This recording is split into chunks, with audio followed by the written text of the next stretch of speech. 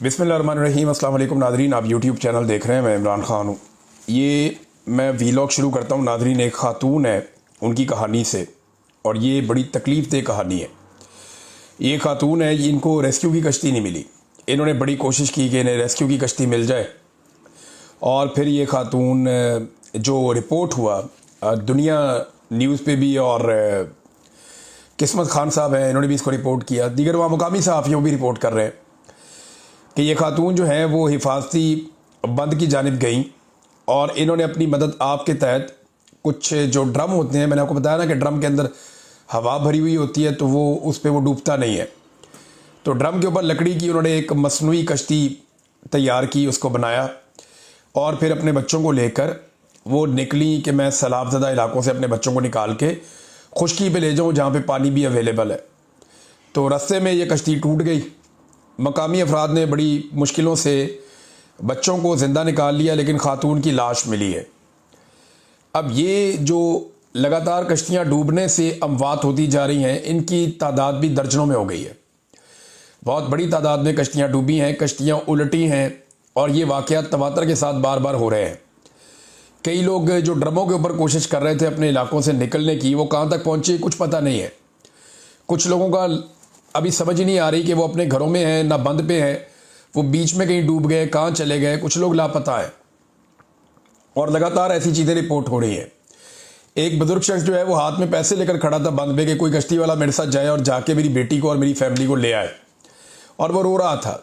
बहुत सारे लोगों को रोते हुए बिलखते हुए हमने देखा इन्हीं बंदों के ऊपर, इन्हीं घरों के अंदर।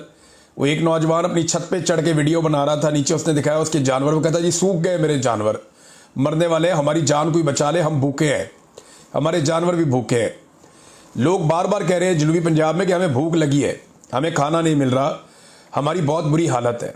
और ये टिकटॉकनियाँ जो है ये अपनी वीडियोस बनाते हैं, डब्बों के ऊपर अपनी फ़ोटोज़ लगाते हैं, ये बताते हैं जी हम खाना खिला रहे हैं। ये चंद लोग जो इन्हें बाहर बैठाकर दिखाए जाते हैं, एक सेट लगाया जाता है जैसे ड्रामा का सेट होता है, वहाँ पे इन्हें बुला के थोड़ी सी गहमा गहमी करके बाद में ये लोग क्लैपिंग करके एक दूसरे को शाबाश देते हैं। वो वज़ीर आज़म शाबाश दे रहा जी मेरी भतीजी बहुत अच्छा काम कर रही है सैलाब में, वो भतीजी कहती है जी मेरे चाचे से अच्छा कोई नहीं है। ये एक दूसरे की तारीफ़ें करते हैं और फिर ये सारे मिलकर आर्मी चीफ की तारीफ़ें करते हैं, और ये इसी तरह अपना निज़ाम चला रहे हैं जूते पॉलिश कर करके। हालात ये हैं कि इन्होंने एक ब्रीफिंग दी हुकूमत को, और वहाँ पे ब्रीफिंग देने वाले अफसरान क्या बता रहे हैं एक कश्ती के बारे में। कश्ती सैलाब की वजह से नहीं डूबी, ये ज़्यादा वज़न की वजह से डूबी है। भाई सवाल ये पैदा होता है कि कश्ती सड़क पे जा रही थी जो सैलाब की वजह से नहीं डूबी, सैलाब का पानी है ना जिसमें डूबी है।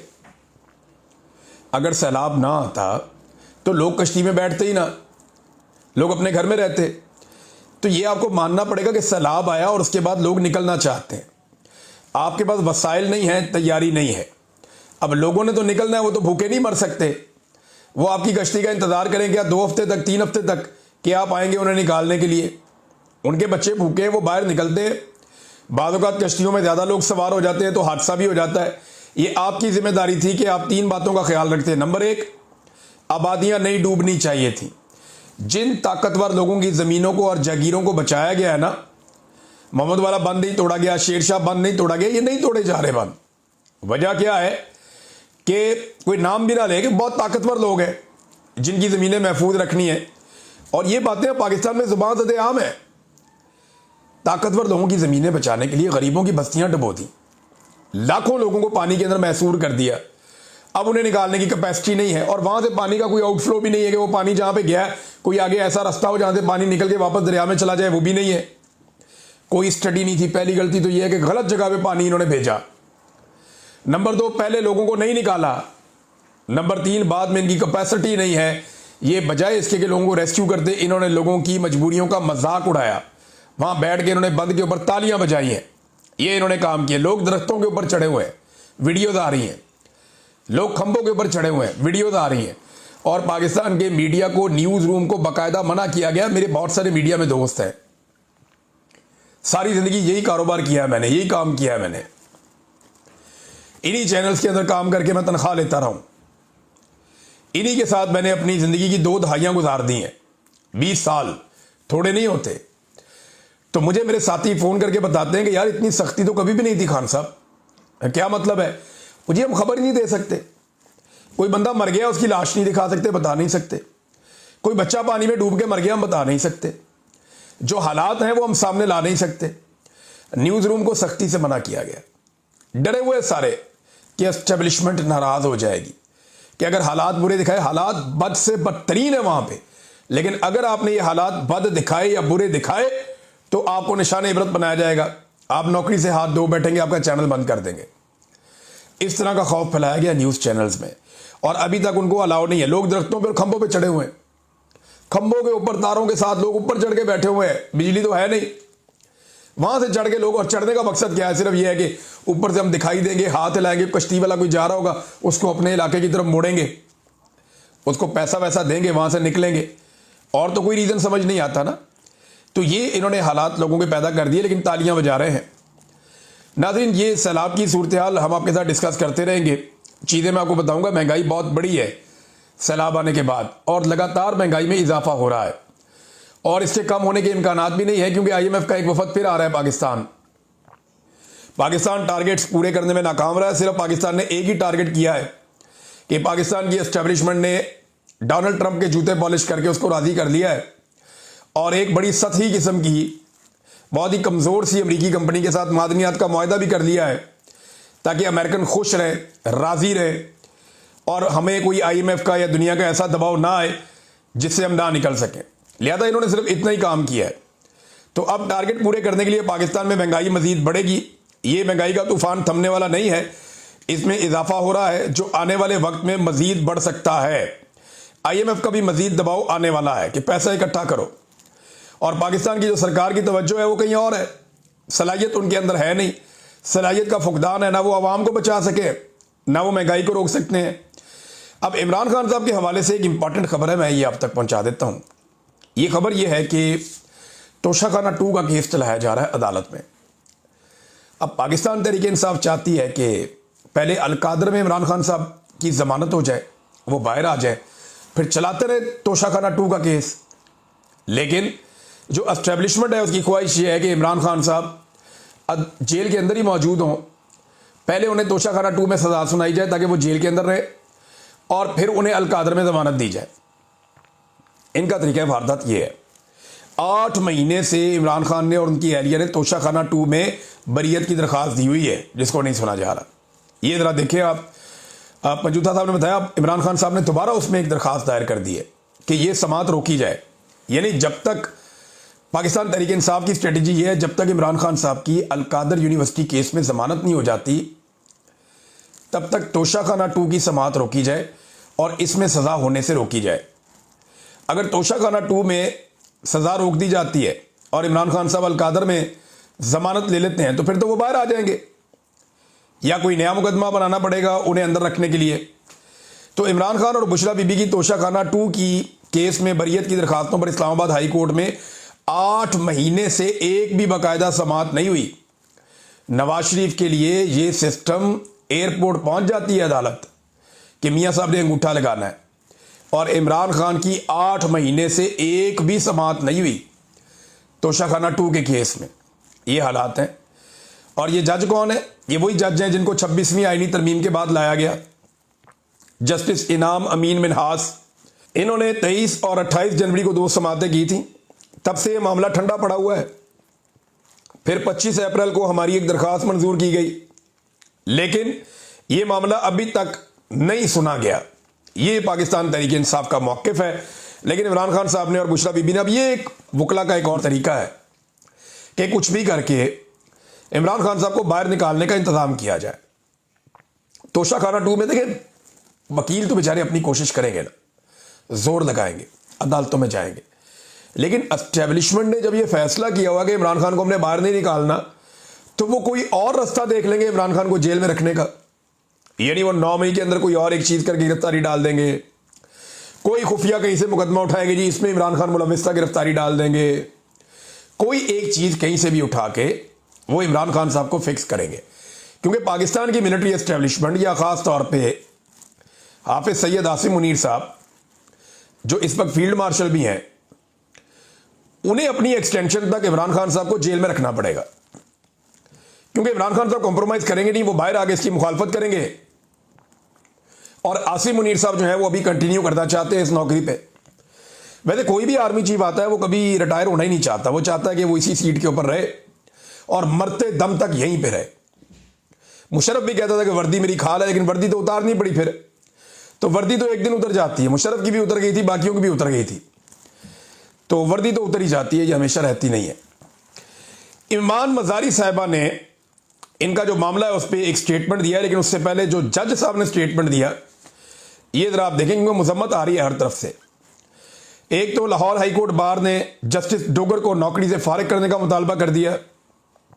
उन्होंने एक मुजम्मती बयान जारी किया कि ईमान मजारी अपने क्लाइंट की नुमाइंदगी के लिए अदालत गई थी, ना कि चीफ जस्टिस का दीदार करने। चीफ जस्टिस का आमराना रवैया जजेस कोड ऑफ कंडक्ट का सरियन खिलाफ वर्जी है और ऐसे जजेस को अदालती कार्रवाई से दूर रखना चाहिए। लिहाजा सुप्रीम जुडिशल काउंसिल नोटिस ले और जस्टिस डोगर को ओहदे से फारिग करे। वैसे इनके खिलाफ सुप्रीम जुडिशल काउंसिल में केस या रेफरेंस बना के भेजना चाहिए। दूसरा, खवातीन ने इसकी बड़ी मुखालफत की है, ये कुछ खवातीन के स्टेटमेंट भी हैं। 41 खवातीन वकला ने इस्लामाबाद हाई कोर्ट के हवाले से एक दस्तखत करके एक मुजम्मती बयान जारी किया है। खवातीन वकला की चीफ जस्टिस की जानिब से एडवोकेट ईमान मजारी के मुतालिक गुज़िश्ता रोज़ के रिमार्क्स की मजम्मत की है। ख़त में कहा कि खवातीन वकला की हैसियत से चीफ जस्टिस सरफराज डोगर ने ईमान मजारी मुतालिक रिमार्क्स की मजम्मत हम करती हैं। रिपोर्ट के मुताबिक चीफ जस्टिस ने ईमान मजारी को तौहीन अदालत कार्रवाई की धमकी दी। चीफ जस्टिस ने ईमान मजारी के शौहर को कहा कि इसे समझाएं। चीफ जस्टिस के रिमार्क्स जिनसी तफरीक, धमकी आमेज और एक जज की तरफ से नामुनासिब रवैया पर मबनी है। तो ये उन्होंने खवातीन ने भी इसकी मुखालफत की है। अब चीफ जस्टिस ने उसके बाद सफाई पेश की। वो ये कहते हैं कि तौहीन अदालत की कार्रवाई हुई तो बच्ची का कैरियर ख़राब हो जाएगा। उन्होंने वजाहत की कि ईमान मजारी मेरी बेटियों की तरह है, मैं कल उसे समझा रहा था, मैंने कहा कि आप मेरे फैसलों से इख्तलाफ कर सकती हैं, ज़ात पर ना करें। मैंने तो नहीं कहा कि मैं पकड़ लूँगा, इस बात को कल से फैलाया जा रहा है। हादी साहब खड़े थे, मैंने कहा कि इन्हें पकड़ कर ले जाओ वरना मैं तौहीन अदालत की कार्रवाई कर दूंगा। अब ये जज साहब जो है ना मुकर गए अपनी बात से। हादी साहब ने दोबारा दोहराया कि नहीं जज साहब, आपने ये नहीं कहा था, आपने कहा था कि मैंने इसे पकड़ लिया ना, तो वैसे मैं आपको एक बात बताऊं, पकड़ना तो जब भी है वो अल्लाह रब्बुल इज़्ज़त ने पकड़ना है, उसकी पकड़ बड़ी सख्त है, वो पेशानी के बालों से और पैरों से पकड़ लेता है, इंसान हिल भी नहीं सकता। अल्लाह ताला कुरान पाक में कहता है बार बार कि उसकी पकड़ बड़ी सख्त है मेरे अल्लाह की। तो पकड़ने का इख्तियार तो सिर्फ अल्लाह के पास है। आप कहां से खुदा बन रहे हैं कि मैंने पकड़ लिया ना। और अगर किसी दिन आपको अल्लाह के हुक्म से अवाम ने पकड़ लिया ना, तो फिर आप देखिएगा क्या होगा। और बहुत सारे ममालिक की मिसालें आपके सामने हैं जो वहां पे ऐसे जजेस के साथ जो एस्टेब्लिशमेंट के या हुकूमतों के इशारों पर नाचते थे उनके साथ हुआ। लिहाजा अपना अपना किबला सबको दुरुस्त रखना चाहिए। ईमान मजारी साहिबा का भी इस पर स्टेटमेंट आया। ईमान मजारी साहिबा ने कहा कि पहले तो चीफ जस्टिस साहब ने बदतमीजी की, मुझसे मेरी काम की जगह पर मुझे हरास किया गया। लेकिन यही बात मैं कर रहा था कल भी कि इनको हरासमेंट का केस करना चाहिए और खुली अदालत में मुझे धमकी दी गई। अपने किए पर शर्म तो इन्हें आनी नहीं और आज भी सेक्सिस्ट रिमार्क्स पास कर रहे हैं। मैं ना तो उनकी बेटी हूं ना ही बच्ची हूं, मैं एक प्रोफेशनल वकील हूं। तूफाने बदतमीजी करके अब कहते हैं मेरी बात सही कोट नहीं की गई और आज भी वही रवैया है। तो ये ईमान मजारी साहिबा ने और उनके शौहर ने खुलकर बताया कि अब चीफ जस्टिस अपने बयान से भाग रहे हैं और झूठ बोल रहे हैं। असल बात वही है जो कल उन्होंने अदालत में कही और मीडिया ने उसको रिपोर्ट किया था। नादरीन, एक और चीज़ जो है मिसिंग पर्सन के हवाले से मोहसिन अख्तर कियानी साहब का एक स्टेटमेंट है, मैं चाहता हूँ ये स्टेटमेंट मैं आपके सामने रखूँ। ये बहुत इंपॉर्टेंट उनका स्टेटमेंट है। जस्टिस मोहसिन अख्तर कियानी साहब ने मिसिंग पर्सन के केस में वफाकी हुकूमत के नुमाइंदे से एक सवाल पूछा, क्योंकि इन्होंने कहा जी हम जो मिसिंग पर्सन है ना उनकी फैमिलीज को 50-50 लाख रुपया दे रहे हैं। तो उन्होंने कहा कि इतने ज़्यादा मिसिंग पर्सन की फैमिली को आप 50-50 लाख रुपए कहाँ से देंगे? क्या IMF से इमदाद लेकर आप ये पैसे देंगे? दूसरा, बड़ी अजीब बात यह है कि जिन्हें रियासत दहशतगर्द समझती है या वो कहते हैं तो दहशतगर्द हैं, ये तो मिसिंग पर्सन है ही नहीं ना, दहशतगर्द कहते हैं। पहले उन्हें गायब कर दिया, अब उनके घर वालों को 50-50 लाख रुपया देंगे। भाई अगर वो दहशतगर्द हैं तो दहशतगर्दों को 50 लाख रुपया कौन देता है? तो रियासत खुद ये तस्लीम कर रही है कि इन्होंने जिन बंदों को उठाया वो मासूम लोग थे, वो सिर्फ मिलिट्री एस्टेब्लिशमेंट के मफादात के खिलाफ थे, या वो जो अपने हुकूक के लिए आवाज़ उठा रहे थे वो मिलिट्री एस्टेब्लिशमेंट को सूट नहीं कर रही थी। और यही वजह बन गई कि उनको लापता कर दिया गया जबरी तौर पे, जैसे हमें किया गया बहुत सारे लोगों को। और उनमें जो लोग अब वापस नहीं आए, बेशुमार हैं, वो उनको 50-50 लाख रुपए देंगे। तो ये एतराफ़ जुर्म है कि हमने ज्यादती की, अब हम पैसे देने के लिए तैयार हैं। तो जज साहब ने ये नुक्ता उठाया कि वो तो अब दहशतगर्द उन्हें कहते थे। एक और स्टेटमेंट है नाज़रीन हुकूमत का, ये स्टेटमेंट आप देखें, बंदा सर पकड़ के बैठ जाए कि इनका दिमाग काम करता है या नहीं करता। हुकूमत अपने बयान में और ब्रीफिंग में कहती है कि 10,000 स्कूल बंद होने से अरबों रुपए सालाना की बचत होगी। अस्पताल भी बंद कर दो, वासा भी बंद कर दो, बाकी तमाम महकमे भी बंद कर दो। स्कूल तो ऑलरेडी आप कह रहे हैं कि बंद करने से पैसे बचेंगे, तो बचा लो सारे पैसे। फलाई रियासत क्या होती है? फलाई रियासत पैसे नहीं बचाती, वो इंसानों की तरक्की के ऊपर और उनकी फलाह के ऊपर पैसे खर्च करती है। लेकिन ये कारोबारी लोग हैं ना, ये पैसे बचाने के फार्मूले इस्तेमाल कर रहे हैं। भाई आप ऐवान सदर का बजट कम कर दें, पैसे बचा लें। वजीर आजम के स्विमिंग पूल पे इतना पैसा लगा दिया, वो पैसे आप बचा लेते। जो बैरून मुल्क ट्रेवल आप करते हैं, आप नॉर्मल किस्म के होटलों में ठहरें या जाके सफारत खानों में ठहरें और नॉर्मल जहाज़ों के अंदर पब्लिक के साथ सफ़र करें तो पैसे बच जाएंगे। भाई पैसे बचाने के मैं आपको 1001 तरीके बता सकता हूं। आप लोग जो ब्यूरोक्रेसी को महंगी गाड़ियां देते हैं, उनकी बजाय सस्ती गाड़ियां दें, पैसे बच जाएंगे। आप अपने प्रोटोकॉल जो है उनको कम कर लें, पैसे बच जाएंगे। आप एक एटमी ताकत हैं, आप अपना दिफाई बजट कम कर लें, पैसे बच जाएंगे। तो पैसे सिर्फ इन्होंने स्कूलों से बचाने हैं, क्योंकि तालीम जो है ना वो इनके रास्ते की सबसे बड़ी रुकावट है। जो शख्स तालीम हासिल कर लेता है वो सवाल उठाना शुरू कर देता है, तालीम से शऊर आता है और शऊर इनके सामने खड़ा हो जाता है। लिहाजा एस्टेब्लिशमेंट को और हुकूमत को तालीम याफ्ता लोग तो बिल्कुल पसंद नहीं है जो आगे से सवाल करें और जवाब मांगें, लेकिन सवाल तो होंगे। नाज़रीन, पाकिस्तान तहरीक इंसाफ ने एक करारदाद पेश की है। ये करारदाद मैं आपके सामने रखता हूँ, बड़ी इंटरेस्टिंग है और ये इमरान खान साहब के विजन के मुताबिक है। ये पाकिस्तान तहरीक इंसाफ खैबर पख्तूनख्वा है। इस करारदाद से ना एक दो चीज़ें साबित हो रही हैं, जो एक दो दिन से एक्टिविटीज़ हो रही हैं, कि अली अमीन गंडापुर किसी और तरफ है और खैबर पख्तूनख्वा की पाकिस्तान तहरीक इंसाफ किसी और तरफ है। ये दोनों अलग अलग हैं। गंडापुर साहब कहते हैं कोई ऑपरेशन नहीं हो रहा, तहरीक इंसाफ करारदाद पेश करती है कि ऑपरेशन बंद किया जाए। दोनों अलग अलग हैं। गंडापुर कहते हैं कालाबाग डैम पे बात करो और पीटीआई कहती है नहीं जी कालाबाग डैम पे बात ना करो, ये कोई टाइम नहीं है बात करने का इसके ऊपर। गंडापुर कालाबाग डैम की बात करता है, पीटीआई मुख्तलिफ बात करती है, ये अलग अलग है। फिर मादनियात के ऊपर गंडापुर का मौक़िफ़ अलग आता है, खैबर पख्तूनख्वा की पाकिस्तान तहरीक इंसाफ का मौक़िफ़ अलग आता है। तो यहाँ पे ये एक स्टेटमेंट जारी किया पाकिस्तान तहरीक इंसाफ खैबर पख्तूनख्वा ने, और इनमें जो पूरा एक तज़ाद है गंडापुर के पॉलिसीज़ में और पाकिस्तान तहरीक इंसाफ खैबर पख्तूनख्वा में। लेकिन अगर मैं ये आपको कहूँ कि इन दोनों में से कौन करीब है इमरान खान साहब के नज़रिए के और उनकी सोच के, तो गंडापुर साहब इमरान खान साहब के नज़रिए और उनकी सोच से ऐसा लगता है बहुत दूर जा रहे हैं। इमरान खान साहब ड्रोन्स पे एफआईआर की बात करते हैं, कुछ नहीं होता। इमरान खान साहब ऑपरेशन रुकवाने की बात करते हैं, कुछ नहीं होता। अली अमीन गंडापुर को कहते हैं मेरे लिए मुलाकात के लिए आओ, कुछ नहीं होता। वो कहते हैं अफगानिस्तान बात करने जाओ, कहते हैं जी पासपोर्ट ही नहीं है। जो वो कहते हैं जी अडियाला जेल आओ, वो मिर्ज़ा अफरीदी के फॉर्म पे पहुंच जाते हैं सबको लेके, अडियाला जेल का रास्ता उन्हें नहीं मिलता। वो कहते हैं डी चौक चले जाओ, वो 2 दफ़ा जाता है, दोनों दफ़ा डी चौक नहीं जाता। तो गंडापुर की और इमरान खान की सोच में बहुत फ़र्क बढ़ता जा रहा है। जबकि पाकिस्तान तहरीक इंसाफ जो आज़ाद लोग हैं वहाँ पे खैबर पख्तूनख्वा के, उनकी सोच इमरान खान साहब की सोच से कुछ मुताबिकत दिखाई देती है उसमें। नाज़रीन, अब तक के लिए इतने, अपना ख्याल रखिएगा और अपने इस चैनल का भी। अल्लाह हाफ़िज़।